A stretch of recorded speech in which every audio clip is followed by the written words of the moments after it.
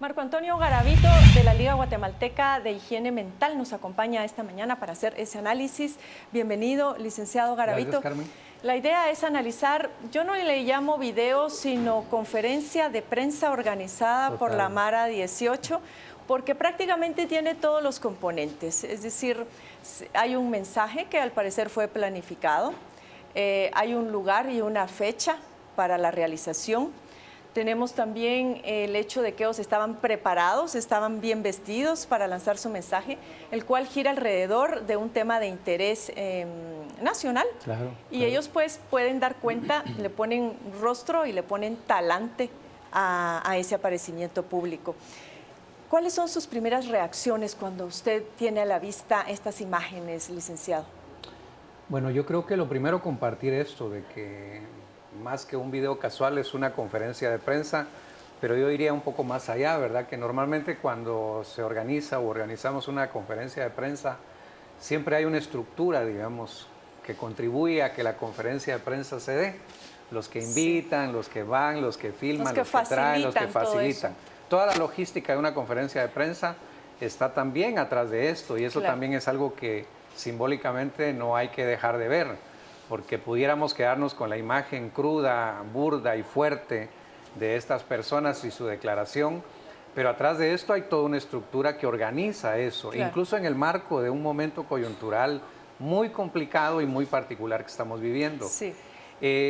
Como bien decía, hay muchos puntos de entrada para analizar esto, pero evidentemente es un mensaje que se lanza en la idea de confrontar fuertemente a la sociedad, a las autoridades, entre comillas, y después puedo aclarar por qué, entre comillas, pero que está planteando, ¿verdad?, el control y el poder somos nosotros, aunque sea en ese ámbito concreto o lo que después se pueda trasladar a la sociedad fuera de la prisión, pero que ha sido siempre, ¿verdad? Conversábamos antes cómo este fenómeno del control interno de los privados de libertad de los presos no es un fenómeno nuevo, es un fenómeno viejísimo, ¿verdad?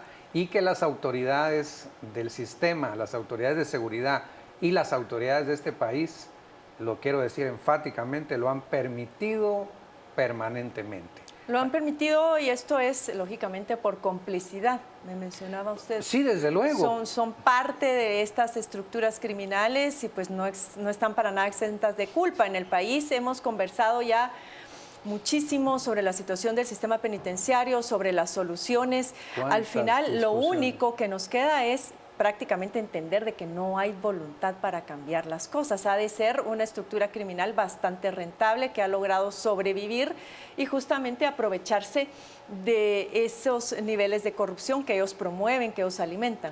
Pero sobre todo eso, porque si entendemos un poco este fondo, o bastante este fondo, entonces la sociedad tenemos que exigirle, en este caso al actual gobierno, que tome medidas concretas, absolutamente concretas, para resolver algunos de los problemas que están aquí atrás. Estas personas que están hablando en el video, es evidente, digamos, que tienen toda una historia delictiva, tienen no sé qué condena tendrán. Ellos dan cuenta de su currículum, por llamarlo de alguna manera. Es decir, que es una cosa enorme, ¿no? Entonces, la pregunta es cómo en esta discusión de si el sistema penitenciario rehabilita o no, lo cual yo sí creo, ¿verdad?, en el sentido de que no hay políticas para eso, y porque más allá de los que hablan en el video, hay una cantidad, cientos de privados de libertad que están por otras razones y que el sistema tiene que brindar las condiciones. Pero en el caso de determinados privados de libertad, deben generarse las condiciones para que estén aislados. Es que eso no es una decisión y una medida que esté en el cielo y en las estrellas. Es algo absolutamente factible de hacer.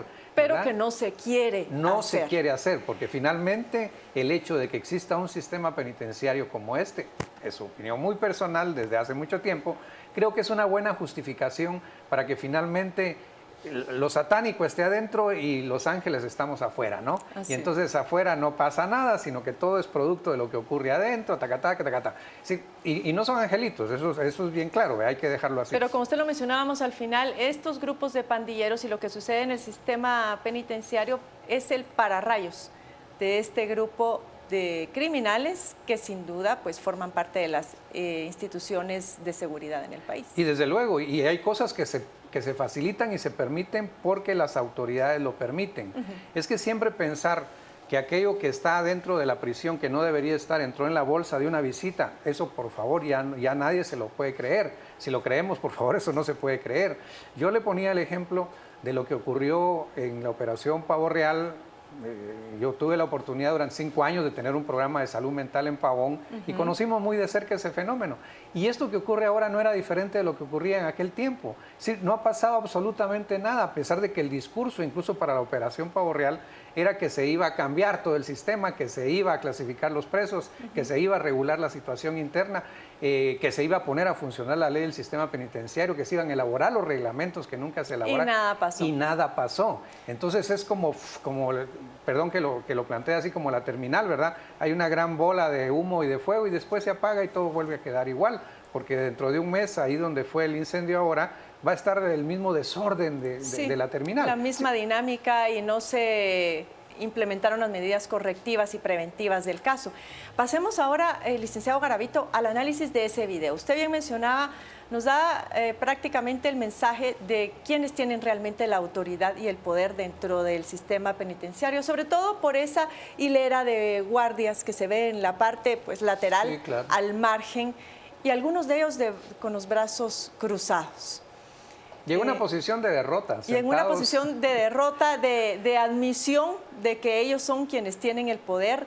Ahora, llamábamos también la atención sobre que era una conferencia de prensa por la manera en que ellos están vestidos. Es decir, no están vestidos sin saber que iba a haber esa filmación, porque se ponen, por ejemplo, el distintivo de la camiseta del 18. Sí, están con sus ropas cadena muy limpias, ¿verdad? Es decir, se prepararon para esa ocasión. Sí, claro, claro. Porque cabalmente la idea es esto que hablábamos antes, de evidenciar el poder que tienen frente a esa realidad que los está cuestionando.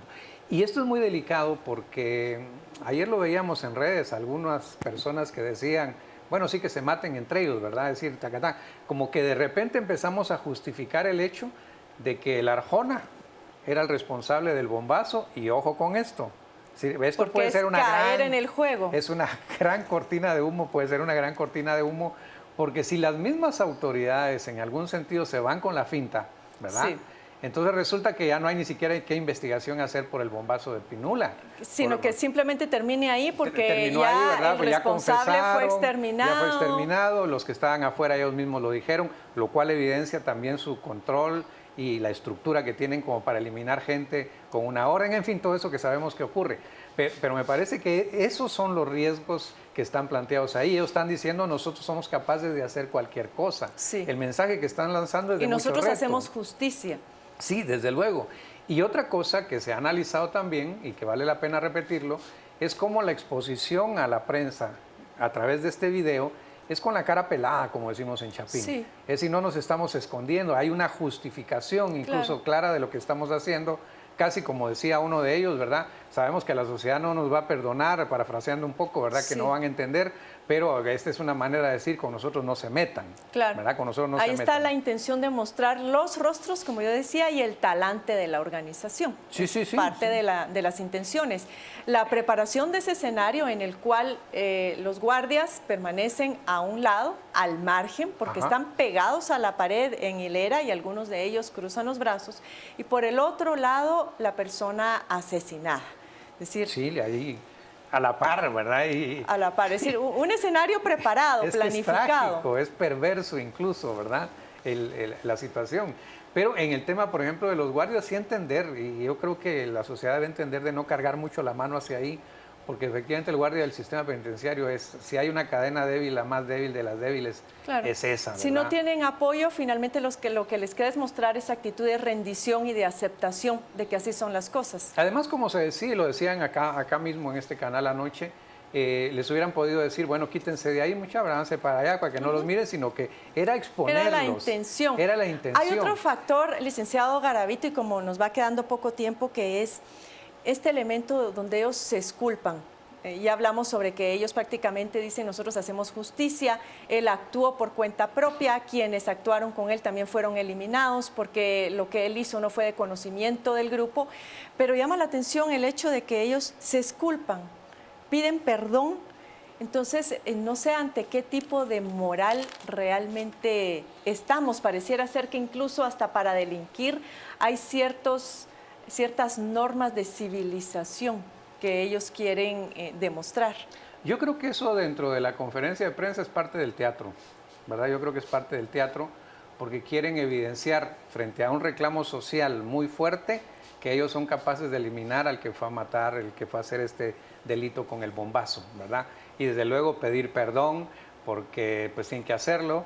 Pero tras esto me parece que hay un fenómeno que vale la pena evidenciar y es el fuerte sentido de identidad que estos grupos tienen.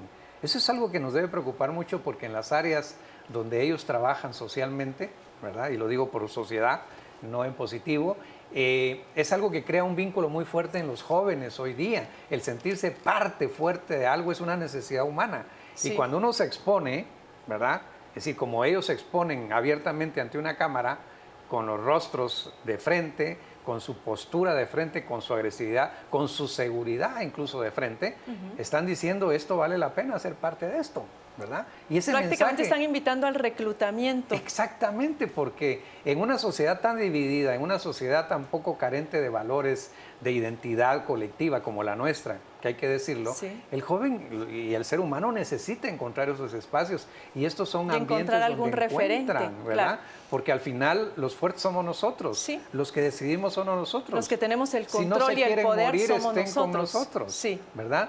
Y esto, el problema es quién lo facilitó.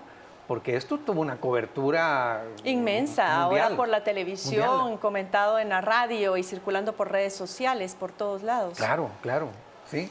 ¿Alguna otra cuestión que usted quisiera agregar antes de cerrar, licenciado Garavito? Yo creo que esta es la gran oportunidad, tristemente, pero es la gran oportunidad para que el gobierno actual realmente le dé muestras a la ciudadanía que está interesada en hacer algo verdaderamente en las cárceles. A mí me gustaría escuchar, digamos, un poco más fuertemente la opinión de las autoridades de seguridad sobre este hecho, porque siempre el argumento estamos investigando, no se puede decir nada por la investigación, sí, y ahí se muere, porque el día de mañana hay otra cosa peor y entonces nos olvidamos de todo. Y el mismo presidente Jimmy Morales, a mí personalmente me gustaría saber qué piensa de esto y qué va a hacer.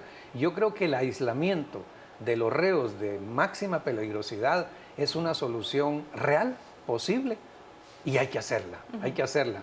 Porque aquel famoso concepto de que hay que clasificar a los privados de libertad y tener separado al que robó una gallina de un sicario, no se hace. Sí. Yo recuerdo cuando nosotros trabajábamos ahí, efectivamente habían presos por este tipo de delitos súper menores que no deberían estar ahí, conviviendo con sicarios que de verdad eran enfermos mentales y estaban juntos, y eso no ha cambiado.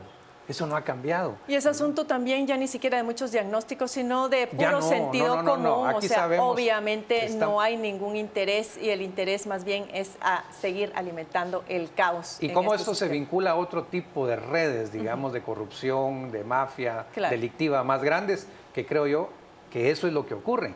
Por eso es que el sistema no se toca, porque finalmente ahí hay una mano de obra calificada en la delincuencia, que es útil para que lo mantiene intacto. Le agradezco mucho, licenciado Garavito, por habernos acompañado y ayudarnos a hacer la lectura de este video, de esta conferencia de prensa. También a ustedes por acompañarnos desde sus hogares. Volvemos ahora a la mesa principal.